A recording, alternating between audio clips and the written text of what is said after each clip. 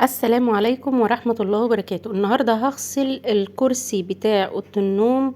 كرسي عندي فاتح جدا وبخاف عليه قوي قوي من اي بقعة او اي حاجة ما تطلعش، فانا هحط خلطة كده اقتصادية وبتعمل مفعول للكرسي، وهتشوفوا الفرق في اخر الفيديو بين قبل وبعد.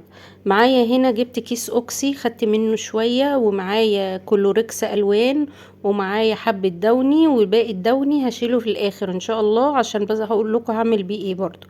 ومعايا كده ليفه نظيفه، وابتديت وسميت الله، وابتديت ان انا ادعك الكرسي حته حته. الخلطه دي يا بنات جميله جدا واقتصاديه، مش بقى تحتاجي خلطه بقى ممكن تجيبيها غاليه او تكلفتها غاليه. لا، دي اقتصاديه وما بتسيبش اي اثر بعد كده، وبتشيل اي بقعه اي بقعه. عاوزه اقول لكم ان الكرسي اصلا كان مبقع جامد جدا، بس ما كانش باين في الكاميرا. الكاميرا ما كانتش موضحاه. وغير ان هو فاتح وبيبان فيه اي بقع كمان، ان اللون بتاعه كان مطفي، مش كانش مزهزه قوي برضو. درجة اللون نفسها اللي هو اللبني دي ما كانتش ايه مزهزها برضو، اتطفت وكده.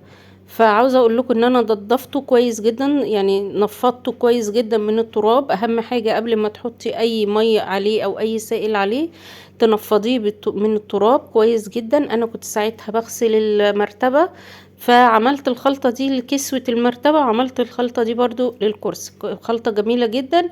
ما تنسيش تعملي لي لايك واشتراك للقناة عشان تتابعي كل وصفاتي، ان شاء الله تعجبك باذن الله. عاوزه اقولك مسكته حته حته كده، كل ماده يزهزه ويفتح كده ولونه يبقى جميل. غير ان هو يعني عشان بصوا، انا عاوزه بقى اقول لكم ان بعد كده بقى بعد ما غسلته بالمسحوق او الخليط اللي انا عملته ده، مش هسيبه كده وخلاص، لا انا هجيب ميه نظيفه وهبتدي بقى اشطفه بحته قماشه نظيفه وشويه ميه، وحطيت عليهم بقيه الدوني عشان بس ايه الريحه بتاعت الدوني تفضل ثابته فيه، وتديني كده ريحه حلوه وتعطيره حلوه للاوضه بعد بقى ما تتمسح وكده.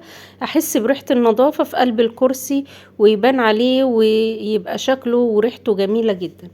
عاوزه اقول لك برضو ان بعد ما عملته كده بالقماشه بقى يظهر اكتر ويطلع من القماش كمان، يعني القماشه دي بقت تطلع يعني تغمق القماشه نفسها، بقت تغمق معايا.